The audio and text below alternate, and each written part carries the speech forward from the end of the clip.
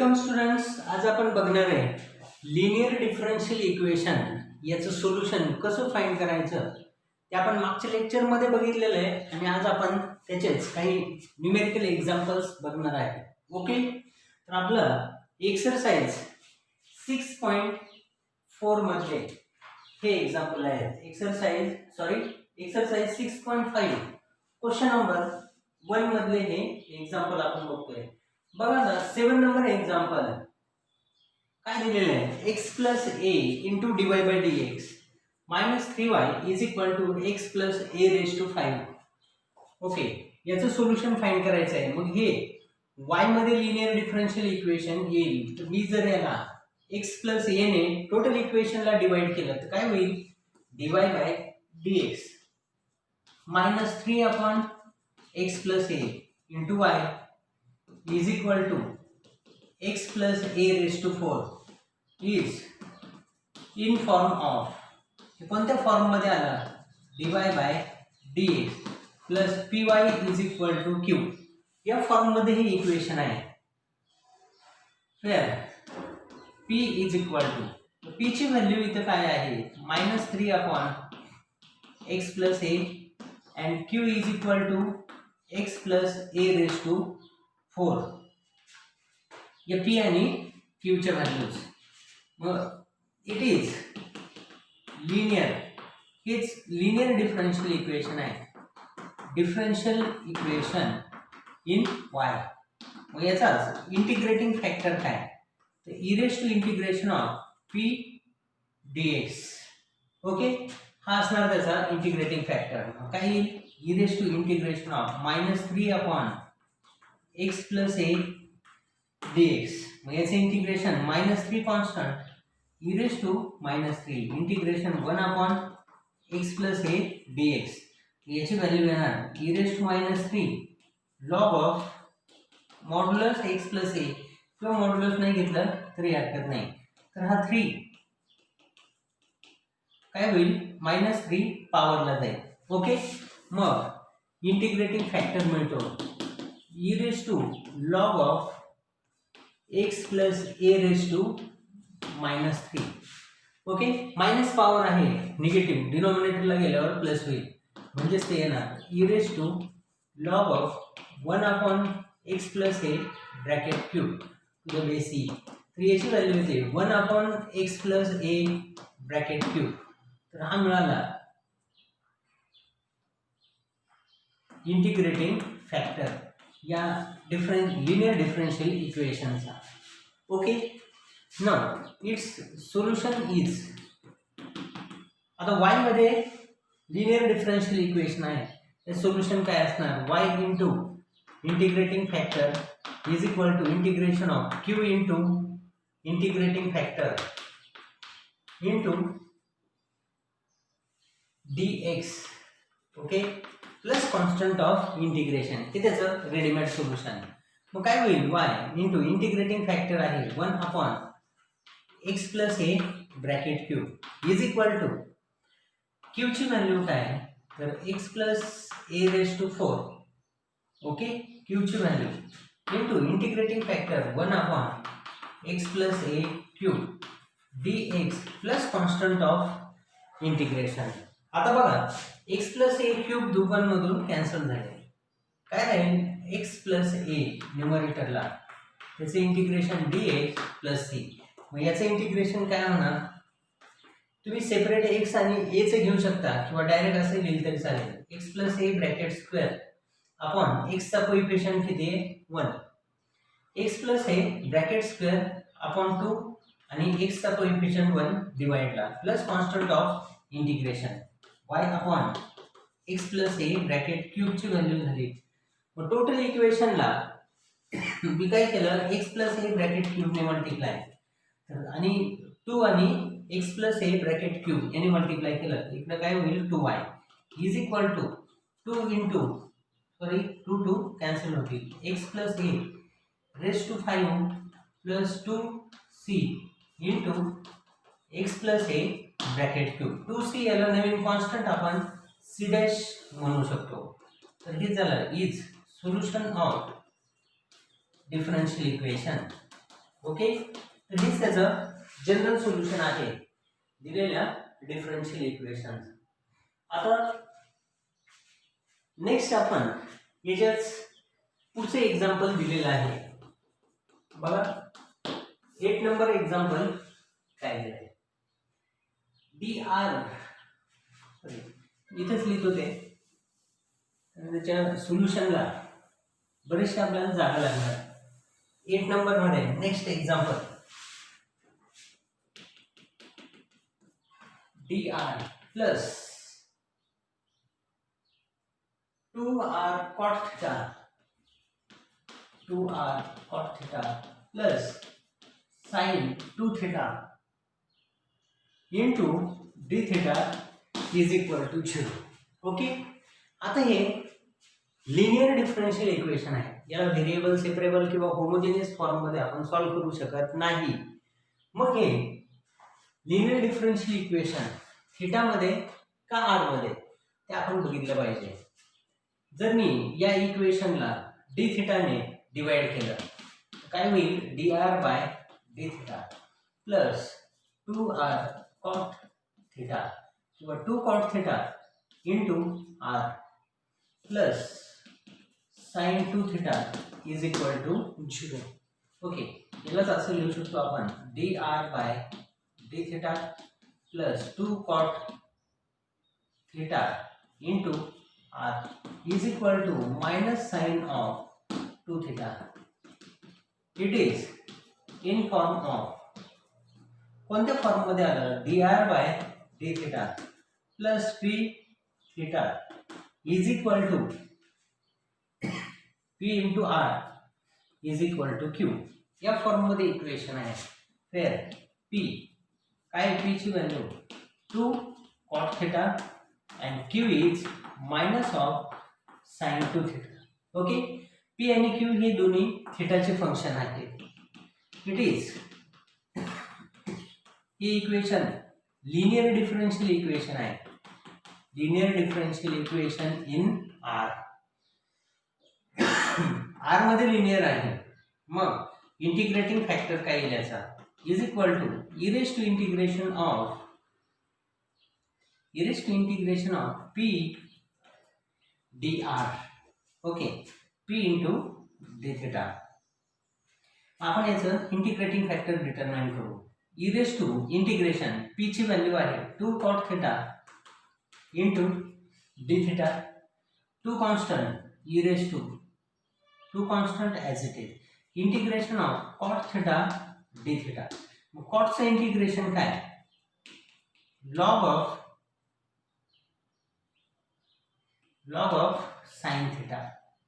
Okay, म्हणजेच काय होईल, E raise to log of sine square theta integrating factor आणि E raise to log cancel, so it is equal to sine square theta.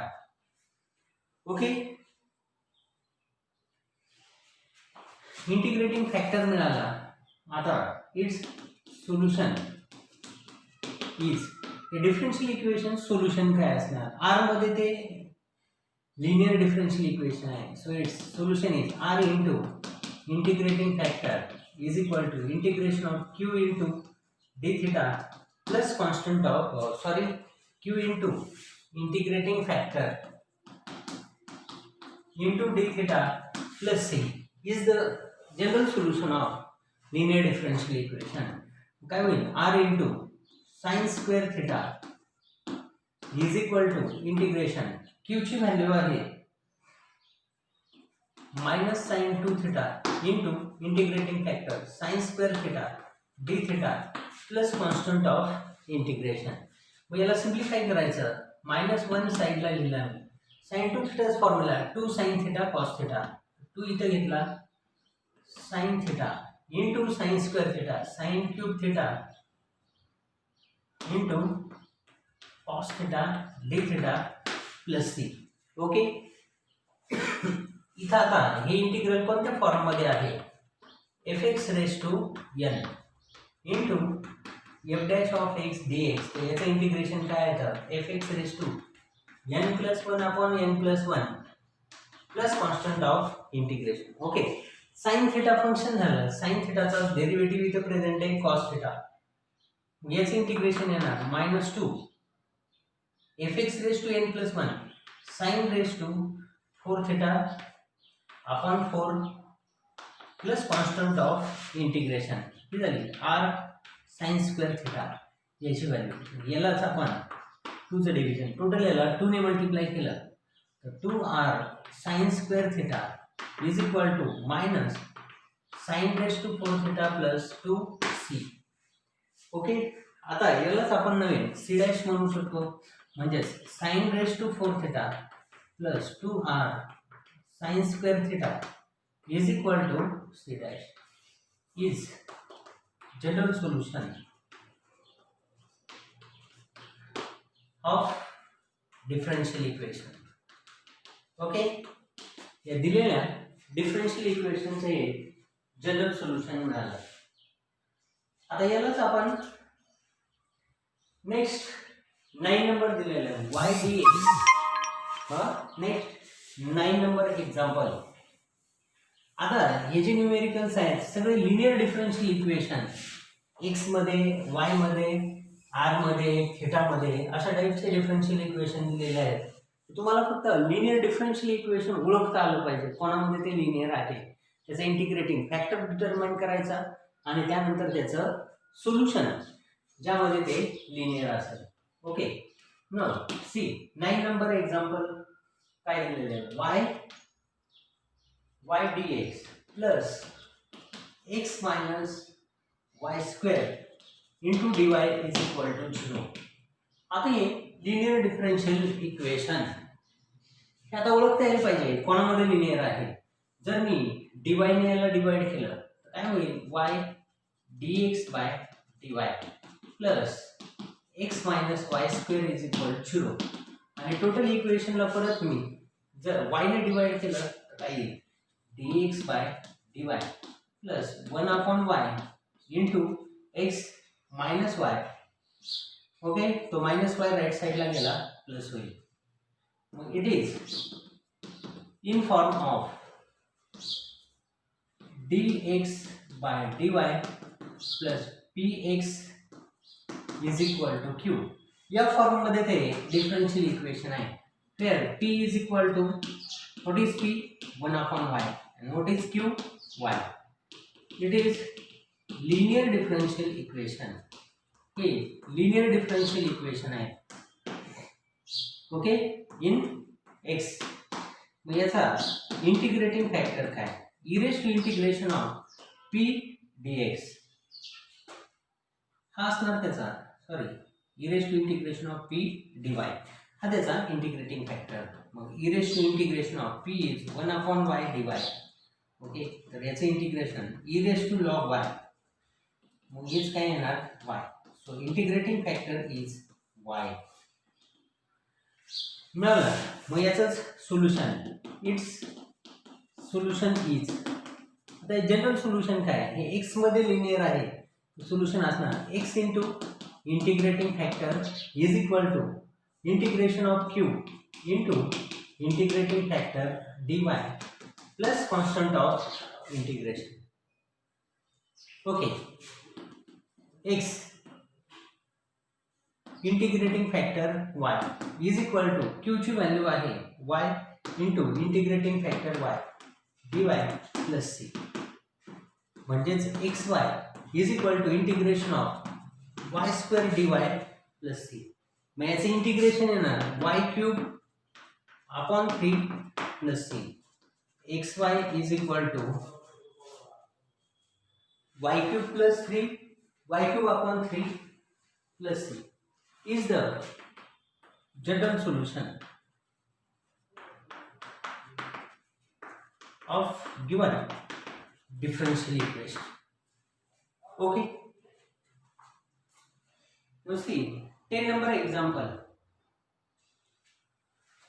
10 number example काय दिले, 1 minus x bracket cube dy by dx 1 minus x square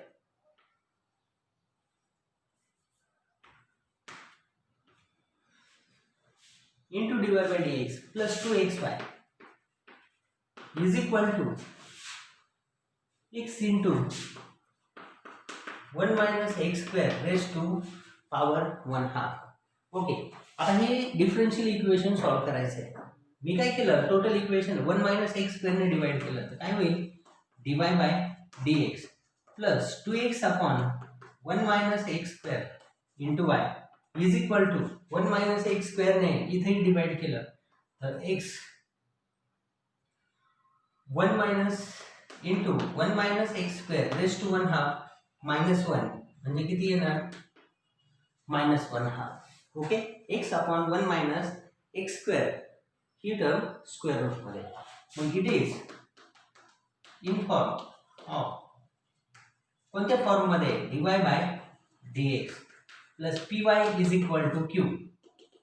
p is काय, p ची value 2x upon 1 minus x square and q is equal to x upon root 1 minus x square. ही झाली q ची value. p आणि q दोन्ही मिळाले. Okay, मग याचा इंटिग्रेटिंग फॅक्टर काय, e raise to integration of p dx हा त्याचा इंटिग्रेटिंग फॅक्टर आहे. मग p ची व्हॅल्यू सबस्टिट्यूट केली, e raise to integration of 2x upon 1 minus x square आणि dx. बघा याचाच डेरिव्हेटिव्ह वरती प्रेझेंट आहे, minus 2x upon 1 minus x square dx. f dash x upon fx च्या फॉर्म मध्ये येते, डिनोमिनेटरचाच डेरिव्हेटिव्ह न्यूमरेटरला प्रेझेंट आहे. याचे इंटिग्रेशन येणार e raise to minus of log 1 minus x square minus पॉवरला जाईल e raise to log of 1 upon 1 minus x square. Okay, हा integrating factor म्हणजे इंटिग्रेटिंग फॅक्टर मिळाला 1 अपॉन 1 मायनस एक्स स्क्वेअर. आणि मग इट्स सोल्युशन. आता हे सोल्युशन काय, y into integrating factor is equal to integration of q into integrating factor dx plus c. मग y into 1 upon 1 minus x square is equal to q ची value आहे x upon root 1 minus x square into integrating factor 1 upon 1 minus x square dx plus constant of integration.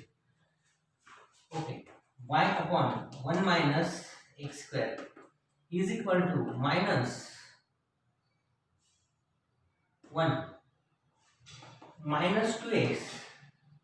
Okay, तर याला 2 ने multiply 2 ने divide केलं, minus 2 ने multiply minus 2 ने divide upon 1 minus x square raise to 3/2 dx plus c 1/2 आणि 1 addition 3/2. मग हे फंक्शन आहे, फंक्शनची n पॉवर आणि वरतीच त्याचा डेरिव्हेटिव्ह. मग काय होईल, minus 1/2 1 upon x raise to n चे इंटिग्रेशन काय आहे, minus 1 upon 3/2 minus 1 1/2 into 1 minus x square raise to 1/2.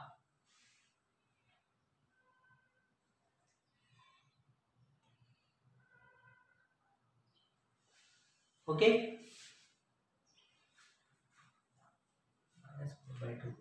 1 upon x raise to n चे integration minus 1 upon n minus 1 x raise to n minus 1.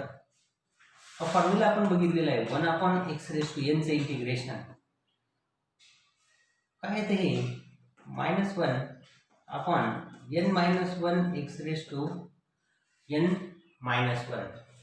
याची जी power आहे वरती गेल्यावर minus होईल, तर प्लस 1 ॲड केला 1 सबस्ट्रॅक्ट 1 तोच डिवाइडला गेला तर 1 अपॉन n मायनस 1. आता हे 1/2 आणि डिवाइडची 1/2 कॅन्सल होतील, minus minus plus 1 upon root 1 minus x square y upon 1 minus x square plus c. Total इक्वेशनला 1 मायनस एक्स स्क्वेअरने मल्टिप्लाय केलं तर फायनल आन्सर काय येईल, 10 number इक्वेशनचं.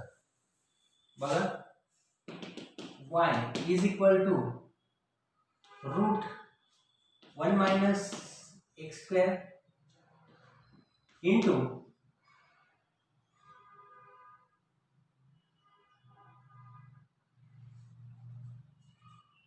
Plus 1 minus x square into c. This is solution of given differential equation. Okay, डिवाइडच्या 1 minus x square ने इकडं multiply करा, त्याचंच फायनल सोल्युशन मिळेल. फायनल आन्सर बुकमध्ये मला वाटतं टेक्स्टबुकमध्ये जे दिलेलं आहे तेच त्याचं जनरल सोल्युशन.